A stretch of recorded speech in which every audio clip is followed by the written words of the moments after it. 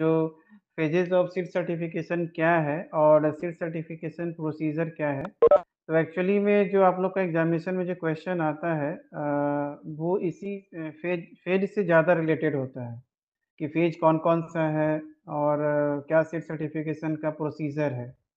तो एक्चुअली में आप लोग शायद मे बी भूल गए होंगे, सीड सर्टिफिकेशन जो है वो एक वॉलंटरी प्रोसेस है और जब सीड एक्ट 1966 जो है जब कंप्लीट हो गया, जब पास हो गया और एक्ट बन गया, तो उसके बाद जो है तब जाकर के ये हुआ कि अब सीड सर्टिफिकेशन का प्रोसेस करना है।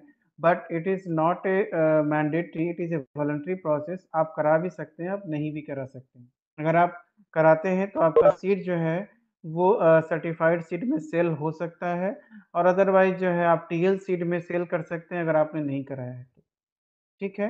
लेकिन मैं आपको एक चीज़ और बता दूँ कि जो सर्टिफ़िकेशन वॉलंटरी है, बट जो लेबलिंग जो है न कंसीड कंट्रोल ऑर्डर 1983 में क्लियरली मेंशन है कि जो लेबलिंग जो करना होता है, जैसे आप हर किसी भी फूड प्रोडक्ट का लेबल लेबल देखते होंगे आप, तो जो लेबलिंग करते हैं, वो आपका कंपल्सरी है, लेबल आपको लगाना है। क्या मटेरियल है, कौन-सा वैरायटी का सीड है, क्या जर्मिनेशन परसेंट है, क्या मॉइस्चर कंटेंट है, ये आपको लगाना है। लेबलिंग आपको करना है, टैग आपको मिलेगा, नहीं मिलेगा वो दैट इज़ डिफरेंट स्टोरी, वो आपका सर्टिफ़िकेशन के बाद का इश्यू है, ठीक है? तो हमने देखा था कि script and scrutiny of application जो पहला है कि जैसे आप एप्लीकेशन को मतलब आप एप्लीकेशन फ़ाइल करते हैं, उसमें सारा चीज़ मेंशन करते हैं कि आप कितना एरिया है, कौन-सा वैरायटी आप ग्रो करना चाहते हैं, किसका सीड प्रोडक्शन करना चाहते हैं, किस क्लास का सीड प्रोड्यूस करना चाहते हैं, कहाँ पे है वो, ठीक है? और उसका आपका किस क्लास के बीच से आप किस क्लास का सीड प्रोड्यूस करने ये सारा डिटेल उस फॉर्म में फिल करके आप सबमिट करते हैं, ठीक है?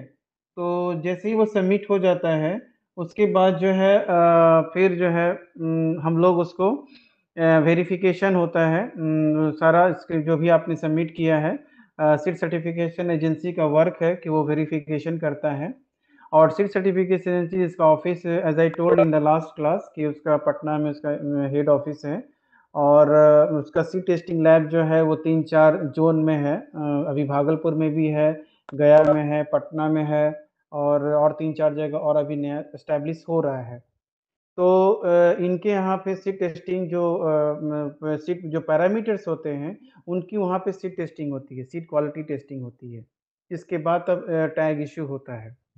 तो जो सीड सर्टिफ़िकेशन का होल जो प्रोसीजर है, वो एक्चुअली में 2 स्टेप में है। यहाँ तो मैंने आपको फ़ेज़ बताया है, तो पहले इसको हम लोग देख लें, इसको हम लोग बाद में देखते हैं। Verification of the seed source.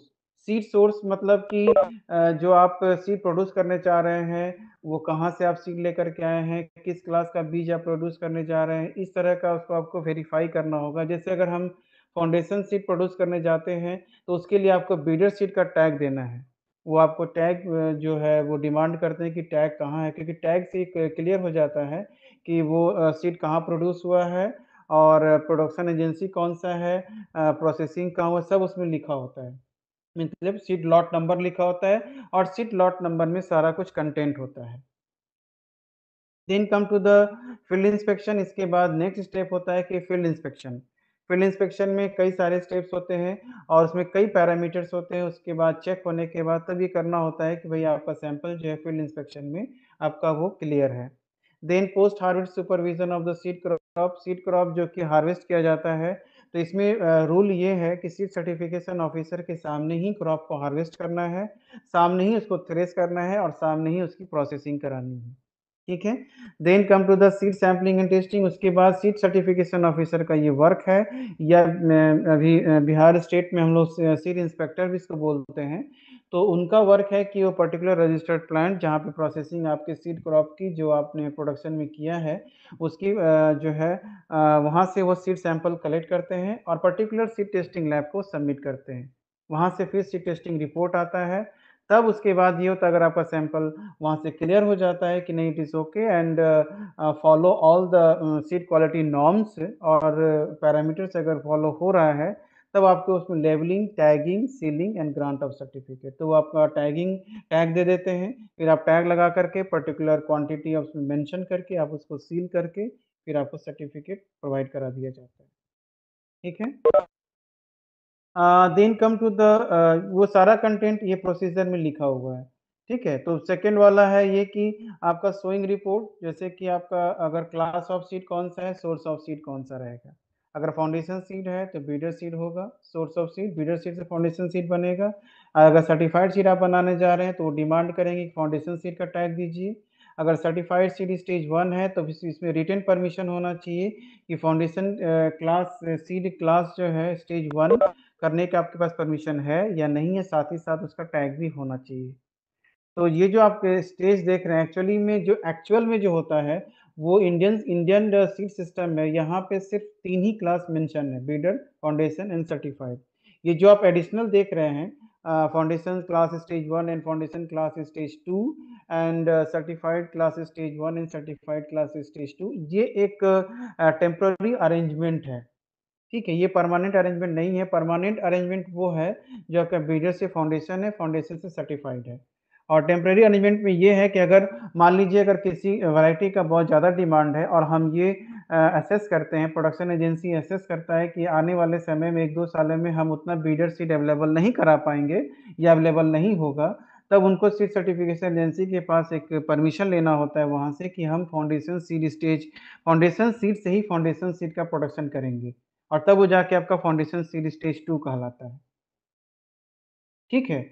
और इसी तरह से अगर आपका सर्टिफाइड सीड स्टेज अगर ये आइडिया लगता है कि फाउंडेशन सीड का शॉर्टेज होने वाला है और हम नहीं कर पाएँगे, अवेलेबल नहीं हो पाएगा, तो उस केस में फिर परमिशन लेना होता है कि सर्टिफाइड सीड स्टेज 1 से और सर्टिफाइड सीड स्टेज 2 का हम प्रोडक्शन करेंगे।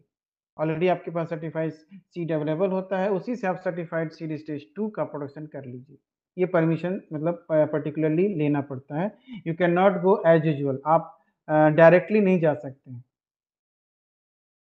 Then come to the second ये है कि verification of the seed source, जो भी सीड सोर्स है आपका वहाँ का उसका वेरिफिकेशन करना होता है। देन फील्ड इंस्पेक्शन में आपका वही ऑब्जेक्टिव ये है कि to verify the factors which can cause reversible damage to the genetic purity of the और द सीड हेल्थ। तो उसमें ये देखना होता है कि जो भी स्टैंडर्ड दिया गया फील्ड इंस्पेक्शन में लाइक वीड सीड, लाइक आपका off type plant, then come to the isolation distance, जो भी उसके पैरामीटर्स हैं एक्स वाई जेड, वो सारे आपको चेक करने होते हैं। तो सीड सर्टिफिकेशन ऑफिसर का वर्क है कि वो ए टू जेड चेक करता है, तब उसके बाद जो है आपका एरिया जो है वो क्लियर होता है कि हाँ seed certification particular foundation seed में या सर्टिफाइड सीड में ओके है। And then the inspection authority वही होगा जो सीड सर्टिफिकेशन ऑफिसर उसके पर्सनल होंगे वो होंगे। Then crop stages for inspection, तो अलग अलग क्रॉप में इंस्पेक्शन का स्टेज है, लेकिन before flowering and at the time of harvesting, ये दो तो आपको फॉलो करना है। सीड सर्टिफिकेशन ऑफिसर कभी आए चाहे नहीं आए, बट लेकिन वो before flowering, at the time of flowering and at the time of harvesting, ये तीन particular in case of hybrid seed, cross pollinated crop, और अगर सेल्फ पॉलिनेटेड है तो before flowering and at the time of harvesting. तो minimum दो in case two in case of self pollinated crop, in case of cross pollinated crop and hybrid mainly generally it is 3, but it may very, वो very कर भी सकता है। अब ये आप ये देखिए कि जैसे अगर हर एक स्टेज है, तो हर एक स्टेज में हमारा पर्पस क्या होता है? कम टू द ये की पॉइंट्स हम हमें ऑब्जर्व करना होता है ईच स्टेजेस ऑफ इंस्पेक्शन। हमें ऑब्जर्व करना होता है कि अगर प्री फ्लावरिंग स्टेज पे अगर किसी सर्टिफिकेशन ऑफिसर अगर इंटर कर रहा है फील्ड में, तो वो क्या-क्या चीज़ देखेगा? उनका क्या-क्या फ़ोकस रहता है? अमूमन वो किस चीज़ों को देखते हैं? वेरिफिकेशन ऑफ सीड सोर्स, वो पहले टैग माँगेंगे। अगर आप फाउंडेशन सीड प्रोडक्शन कर रहे हैं, तो बीडर सीड का टैग माँगेंगे। Then confirmation of acreage given in the report, जो आपने रिपोर्ट में उनके पास फॉर्म होता है, जो आपने फॉर्म फिल किया है, उसमें आपने एकरेज का मेंशन किया है कि मैं 5 हेक्टेयर एरिया में या 10 हेक्टेयर एरिया में मेरा सीड प्रोडक्शन का कार्यक्रम है। तो आपको वो दिखाना होगा कि जो आपने 10 हेक्टेयर एरिया में किया है, 10 हेक्टेयर एरिया कहाँ-कहाँ है, ठीक है? Then come to the land requirement to keep check on genetic. अब लैंड रिक्वायरमेंट में ये है कि जो physical contamination and spread of disease inoculum, वो चेक करना होता है कि कोई वॉलंटियर प्लांट पहले से तो नहीं है फील्ड में। वॉलंटियर प्लांट वो होता है जो लास्ट सीजन में दूसरी वैरायटी का सीड उसी फील्ड में गिर गया था और अगले सीजन में, कमिंग सीजन में वो फिर से जनरेट करके वो फिर जो है जेनेटिक कंटामिनेशन कर सकता है, क्योंकि उस सबका स्टेज सेम है, तो वो क्रॉसिंग करेगा eight the time of flowering. और जैसे ही क्रॉसिंग करेगा तो वो तीसरा ही वैरायटी हो जाएगा। जो आप वैरायटी ग्रो कर रहे हैं, उनके कंपैरिजन में कोई तीसरी वैरायटी बन जाएगी। तो उससे क्या होता है कि जेनेटिक कंटामिनेशन हैम्पर होता है, वो जेनेटिक कंटामिनेशन उसमें आता है। इसीलिए उनको वॉलंटियर प्लांट देखना होता है और सारे लैंड रिक्वायरमेंट में उनको चेक करना होता है। ठीक है, देन प्लांटिंग रेशियो, अगर आपने हाइब्रिड सीड दिया है तो उसमें ये भी देखना है कि प्लांटिंग रेशियो जो आपने मेंशन किया है वो फॉलो है कि नहीं। जैसे 4:2 अगर पैडी हाइब्रिड सीड प्रोडक्शन अगर आप कर रहे हैं तो 2 लाइन्स आपने लगाए हैं, male line and female line. तो मेल लाइन कितना है एंड फीमेल लाइन कितना है? मेल लाइन मान लीजिए अगर आपका 2 है, फीमेल लाइन अगर 8 है, तो वो आपको बताना होगा कि मेल लाइन कितना है और फीमेल लाइन कितना है। एक बॉर्डर रो, अगर आपने कोई बॉर्डर रो लगाया है तो बॉर्डर रो को भी उनको चेक करना है। बॉर्डर रो मतलब ये होता है कि just additional we are giving supplementary pollination, just like हम एडिशनल पॉलन प्रोवाइड करते हैं पर्टिकुलर ये क्रॉप को, जिससे कि seed setting number of seed set जो है वो ज़्यादा बने। ये रीज़न होता है। और दूसरा ये होता है कि जैसे मान लीजिए थोड़ा देर के लिए कि अगर मतलब इसमें हाइब्रिड के केस में है, वहाँ पे पॉलन की अवेलेबिलिटी जनरली अंडर क्वेश्चन होती है, पॉलन की अवेलेबिलिटी जनरली कम होती है। तो उस केस में हमें बॉर्डर रो देना ही पड़ता है, क्योंकि एडिशनल पॉलन हमें देना है। साथ ही साथ बॉर्डर रो का एक खासियत, एक फ़ायदा ये भी होता है कि जो अनवांटेड पॉलन बाहर से जो फील्ड में आ सकते हैं, वो नहीं आएँगे। वो वहीं जाकर फ़िल्टर हो जाएँगे। और बॉर्डर रो में एक और ख़ासियत होती है कि इसमें जो भी आपको फ़ॉलो करना है प्लांटिंग जो आपका जितना भी है मतलब मैकेनिज़्म जो भी आप फ़ॉलो कर रहे हैं मैनेजमेंट प्रैक्टिस, वो एज़ इट इज़ जो मेन फ़ील्ड है, उसी के अकॉर्डिंगली फ़ॉलो होगा। कोई डिफ़रेंस नहीं होगा उसमें। देन फ्लावरिंग स्टेज, अगर फ्लावरिंग स्टेज पे हो रहा है तो confirm the observations of the plant inspection were correct और नॉट। वो फिर चेक करते हैं नेक्स्ट टाइम जब वो विजिट करते हैं तो क्या ये फॉलो हुआ है कि नहीं, क्योंकि वो साथ ही साथ सजेशन भी देते हैं कि आपको ये करना चाहिए, आपको वो करना चाहिए, ऐसे फॉलो करना चाहिए, वैसे फॉलो करना चाहिए। सारा उनका ये सजेशन भी रहता है। अगर वो उस क्रॉप के एक्सपर्ट हैं, जनरली एक्सपर्ट ही होते हैं, तो वो उनको सजेस्ट भी करते हैं कि आपको ये वीड हटा देना चाहिए या फ्लावरिंग से पहले इसको रिमूव कर देना चाहिए। तो ये सब सारी चीज़ें वो बताते हैं। तो वो फिर चीज़ों को चेक करते हैं कि वो हुआ है कि नहीं हुआ है, सेकंड विज़िट पे। Confirm whether grower had continued thorough roguing after the previous infection. तो वो भी चेक करना होता है रोगिंग हुआ है कि नहीं हुआ है। उसने रोगिंग किया है कि नहीं ग्रोवर ने। लेकिन इसमें एक चीज़ हमेशा ध्यान रखना है कि जो सेल्फ पॉलिनेटेड क्रॉप होता है, उसमें जो सीड इंस्पेक्टर है, उनका वर्क ये है कि वो पहले आपको इन्फॉर्म कर देंगे आने से पहले। लेकिन अमूमन वो क्रॉस पॉलिनेटेड क्रॉप में इन्फॉर्म नहीं करते हैं। उसका रीज़न ये है कि अगर वो क्रॉस पॉलिनेटेड क्रॉप में अगर इन्फॉर्म कर देंगे तो आप वहाँ पे रोगिंग कर देंगे और ऑफ टाइप को रिमूव कर देंगे।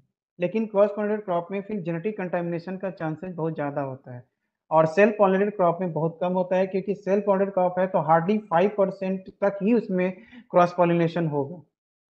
लेकिन अगर क्रॉस पॉलिनेटेड क्रॉप है तो 5 से 100% कुछ भी हो सकता है। तो इसीलिए वहाँ पे वो आपको इन्फॉर्म नहीं करते हैं, क्योंकि अगर ऑफ टाइप अवेलेबल है, क्रॉस पॉलिनेशन हो चुका है, तो फिर तो वो आपका वो क्रॉप खराब हो गया। ठीक है? Then verify the removal and occurrence of off type pollen shedders, shedding tassels, objectionable weed plant and disease plant. तो ये कौन-कौन, क्या-क्या ग्रुप है, ये आपको हम आगे डिस्कस करते हैं। देन अगर सेकंड थर्ड में इंस्पेक्शन करते हैं प्री हार्वेस्ट स्टेज पे, हार्वेस्टिंग से पहले, तो फिर उनको वही चीज रिपीट करना है, confirm the correctness of the observation made in earlier inspection, guide the grower on roguing based on the pots, ear head, seed and chaff characters such as colour, shape and size. तो आपको मैं यहाँ एक चीज बता दूं कि जो ऑफ टाइप प्लांट हम सेलेक्ट करते हैं उसमें हर एक क्रॉप के लिए जो है ऑफ टाइप का जो स्टैंडर्ड है, मतलब कैसे आप आइडेंटिफाई करेंगे, वो ऑफ टाइप प्लांट जो है वो उसका कैरेक्टरिस्टिक्स जो है वो मेंशन किया हुआ होता है। उनको जो मैनुअल प्रोवाइड प्रोवाइड कराया जाता है उसमें ऑफ टाइप का मेंशन रहता है कि ये आप इस आधार पे आइडेंटिफाई करेंगे कि आपका मेन क्रॉप है और दूसरा जो है आपका ऑफ टाइप है, मेन वैरायटी है, दूसरा ऑफ टाइप है। ठीक है? Explain to the grower when and how to harvest the crop and process. उसको बताना होता है कैसे आप कब इसको हार्वेस्ट कर लेंगे और कहाँ पे प्रोसेस कराएँगे, इसके बारे में उनको जानकारी दे दी जाती है। देन इंस्पेक्शन ड्यूरिंग हार्वेस्ट, जब हार्वेस्ट करते हैं उस समय भी इंस्पेक्शन करते हैं। Verify that male parent row have been harvested separately और नॉट। जब आप हाइब्रिड सीड प्रोडक्शन करते हैं तो वहाँ पे मेल और फीमेल रो लगाते हैं अलग-अलग।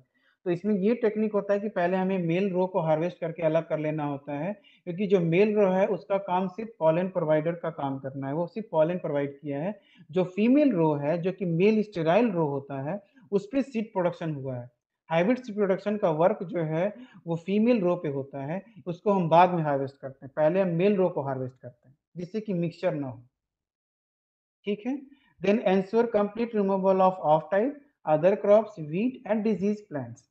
Then seal properly by the certification agency of the threshold producer after initial cleaning and drying, and then instruct the seed grower for safe storage and transportation. तो ये सारा चीजें सेफ मॉइस्चर पे ही आपको ट्रांसपोर्टेशन करना है। यहाँ से जब हार्वेस्ट हो जाता है तो यहाँ से जब यहाँ से जो सीड लॉट है वो भेजा जाता है आपका सीड प्रोसेसिंग प्लांट में, और जब सीड प्रोसेसिंग प्लांट में भेजा जाता है तो वहाँ पे प्रोसेसिंग होती है, रजिस्टर्ड सीड प्रोसेसिंग प्लांट में प्रोसेसिंग होती है, वहाँ पे भी आपका सीड सर्टिफिकेशन ऑफिसर अवेलेबल होता है, वहीं से वो सैंपल कलेक्ट करता है। और एम्बिएंट स्टोरेज में अगर आपका उसमें दो स्टैंडर्ड है, एक आपका एम्बिएंट स्टोरेज है, दूसरा कंट्रोल स्टोरेज है। तो जो एम्बिएंट स्टोरेज है उसमें गन्नी बैग है या क्लॉथ बैग में सैंपल वो कलेक्ट करके वो सबमिट कर देता है सीड टेस्टिंग लैब को। और अगर सील्ड बैग में करना है तो हार्मेटिक स्टोरेज के कंडीशन में वो सील्ड करके, हार्मेटिक जो स्टोरेज कंटेनर होते हैं जिसमें मॉइस्चर का एक्सचेंज नहीं हो सकता बट टेम्परेचर का एक्सचेंज होता है, तो वो फिर वहाँ पे वो सबमिट करते हैं। और सबका स्टैंडर्ड अलग अलग है, जो मैं आप लोगों को Indian minimum seed certification standard में दिखाऊंगा कि जो अगर पैडी का क्रॉप है तो वो अगर एम्बिएंट कंडीशन में उन्होंने भेजा है तो 13% से ज़्यादा मॉइस्चर सीड का नहीं होना चाहिए।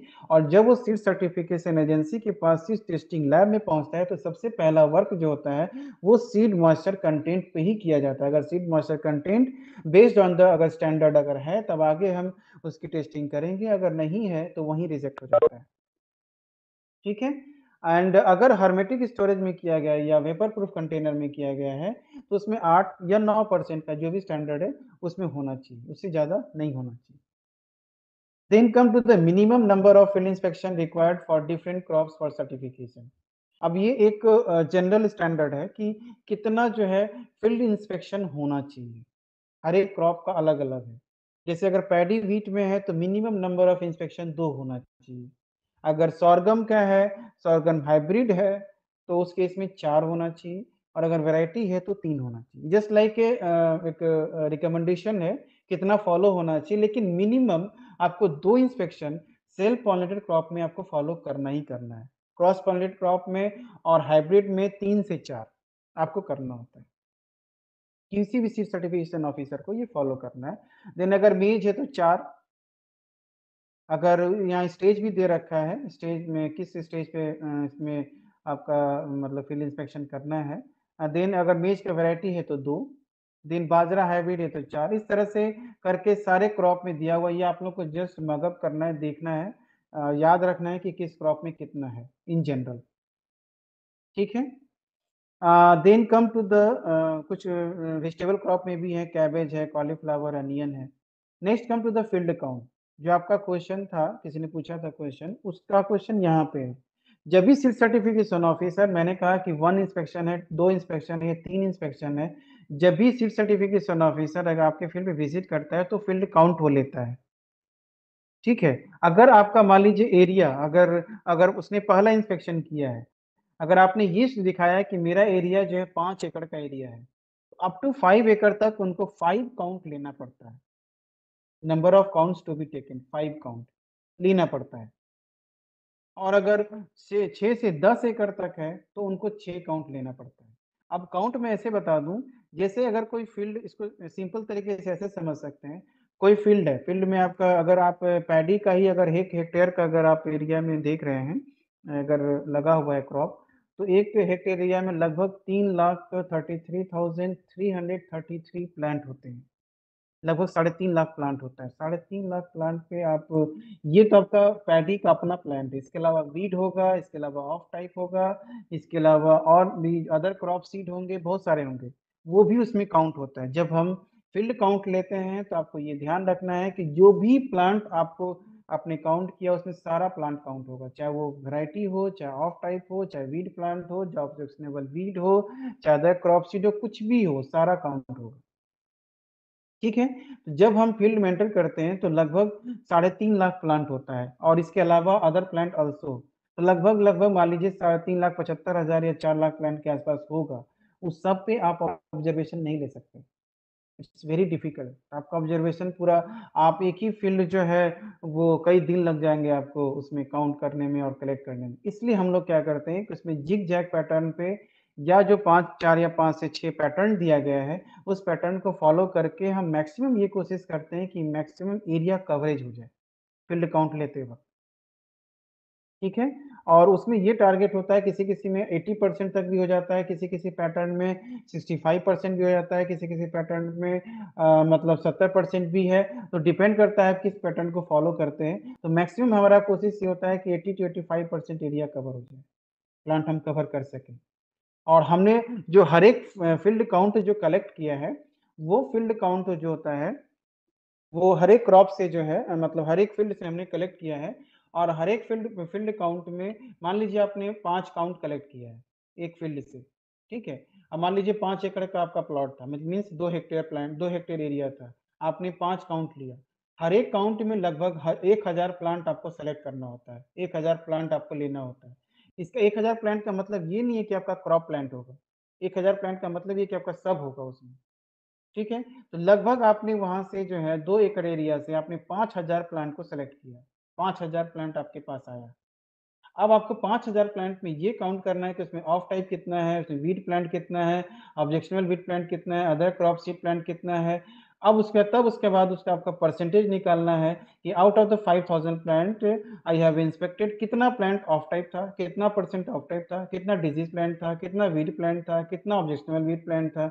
ये सब उसमें आपको मेंशन करना है। तब ये फॉलो करना है कि जो उस क्रॉप के लिए स्टैंडर्ड दिया गया है वो फॉलो हो रहा है कि नहीं हो रहा है। अगर नहीं हो रहा है तो फील्ड रिजेक्ट है, और अगर हो रहा है तो फील्ड एक्सेप्टेड है। अच्छा, एक चीज और हमें हमेशा ध्यान रखना है कि जब आप फील्ड में एंटर करते हैं तो फील्ड में ये रूल होता है कि आप जो है जो भी क्रॉप है वो लॉज कंडीशन में नहीं हो। अगर लॉज है, अगर मोर देन 1/3 एरिया अगर लॉजिंग कर गया है, इस बात को ध्यान से आप लोग सुनना, अगर मोर देन 1/3 एरिया अगर लॉज कर चुका है किसी भी क्रॉप में, जब आप इंस्पेक्ट कर रहे हैं तो आप फील्ड काउंट कैसे लेंगे? तो उसमें उस वक्त क्या होता है कि आपको सीधे सीधे लिख देना होता है कि ये फील्ड शुड बी रिजेक्टेड। तो आप सीधा फील्ड को रिजेक्ट कर देते हैं, इसलिए कि आप उसमें काउंट नहीं ले सकते। जब काउंट ही नहीं ले सकते तो फिर आपका जो है सारा पैरामीटर आप कैसे फॉलो अप कराएंगे? ठीक है, ये कुछ क्रॉप में है।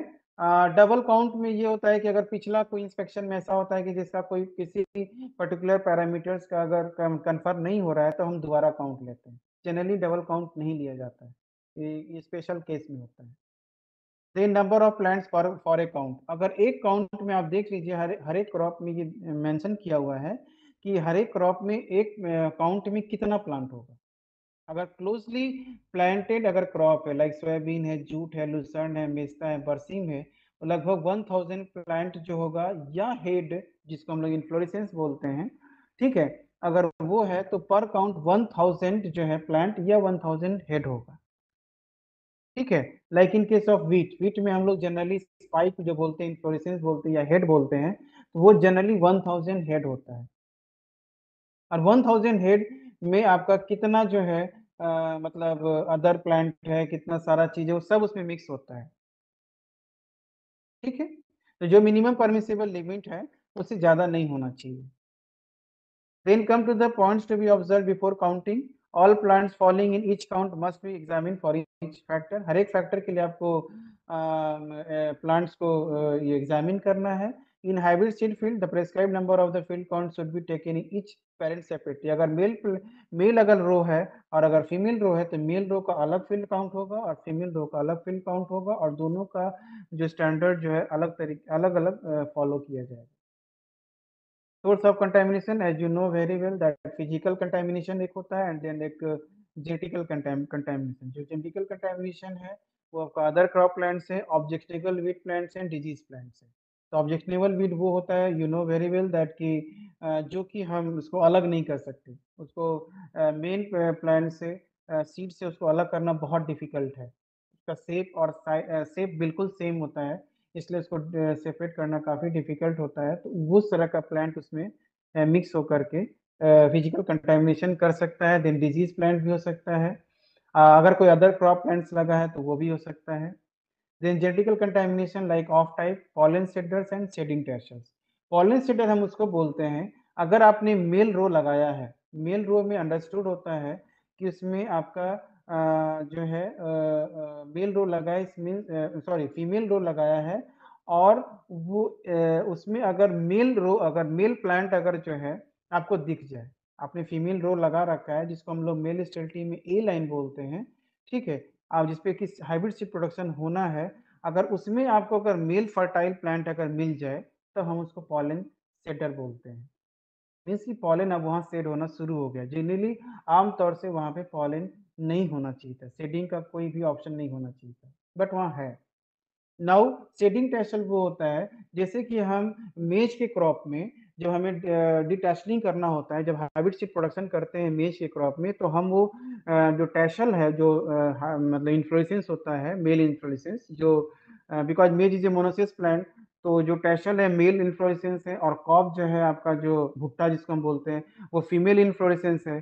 तो हमें क्या करना होता है, जब हम हाइब्रिड प्रोडक्शन का काम करते हैं, हाइब्रिड सीड प्रोडक्शन का, तो उस समय हम जो मेल रो होता है उसमें से जो फीमेल रो हम बना रहे हैं, उसमें से हम वो टैसल रिमूव कर देते हैं, तो जिसको हम लोग डिटैसलिंग बोलते हैं। जब हम रिमूव करते हैं तो कई दफ़ा ऐसा होता है कि लास्ट नोड जो होता है, जो जहाँ से इन्फ्लोरेसेंस निकल रहा होता है, वहाँ से उसको तोड़ के रिमूव किया जाता है। लेकिन कई दफ़ा ऐसा होता है कि उसमें फिर भी कुछ जो है आपका इन्फ्लोरेसेंस रह जाता है, कुछ पार्ट रह जाता है। इस वजह से क्या होता है कि वो ड्यूरिंग द सीड प्रोडक्शन वो पॉलन को शेड कर सकता है, तो उसको हम लोग शेडिंग टैसल बोलते हैं। Then off type as I told volunteer plant, ये सब कंसेप्ट दिया हुआ है, मैंने समझाया जस्ट अभी, तो ये आप लोग देख लेना। इनसेपरेबल अदर क्रॉप प्लांट्स जो होगा वो आपका वीट के क्रॉप में कुछ क्रॉप हो सकते हैं, बार्ली में है, वोट में, ट्रिटिकल में। And then objectionable weed plant, ये भी आप लोग देख लेना, भिंडी में क्या है, रेपसीड मस्टर्ड में क्या है, लुसर्न में क्या है। Then designated disease, designated disease बहुत लंबा लिस्ट है, बट लेकिन आप लोग कम से कम वीट के केस में जो जो यहाँ का क्रॉप है, ब्रिंजल है, चिल्ली है, टोमेटो है, ग्रीन ग्राम है, वीट है, इस सब में कम से कम आपको याद रखना है कि कौन सा डेजिग्नेटेड डिजीज है।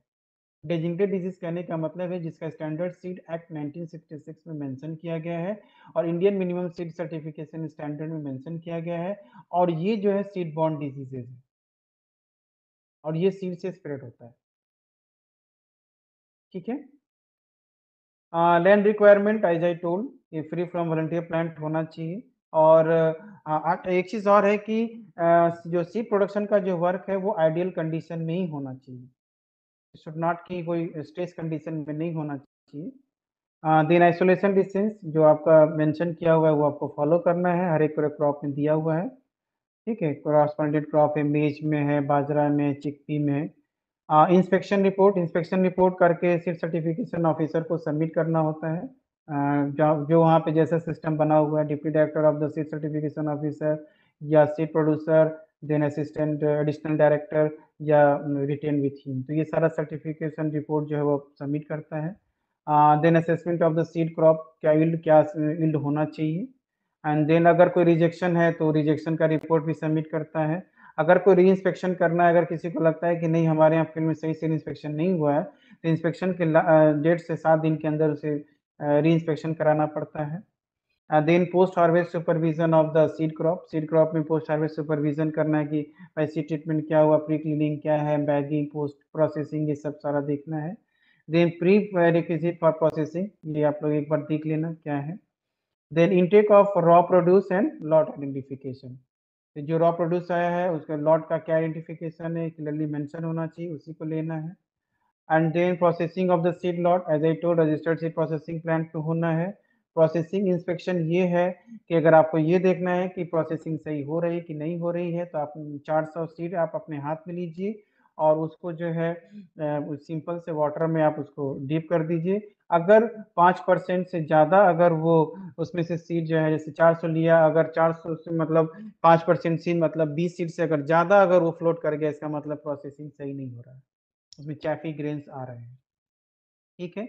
ये सब आप लोग देख लेना। एक ग्राउंडनट को कोई ज़्यादा ये रिक्वायर्ड नहीं है, बट इसको भी पॉड वेरिफिकेशन हम लोग करते हैं। Then seed sampling and seed testing, seed sample collect करके और सीड टेस्टिंग लैब को सबमिट करना होता है। देन उसके बाद अगर ओके है, तो फिर जा कर के आपका labelling, tagging, ceiling and grant of certificate. और जो कि आपका एक बार अगर सर्टिफिकेशन हो जाता है तो 9 मंथ के लिए वैलिड है फिलहाल। और अगर सेकंड टाइम अगर वैलिडेशन अगर आपको मिलता है तो 6 मंथ्स के लिए होता है। First time 9 month, second time 6 months. ठीक है? तो वो अगर आप सेकंड टाइम करा रहे हैं तो उसकी रीसैंपलिंग एंड करानी पड़ती है, तब जा कर के वो फिर आता है। एंड तो ये पूरा आपका सीड सर्टिफिकेशन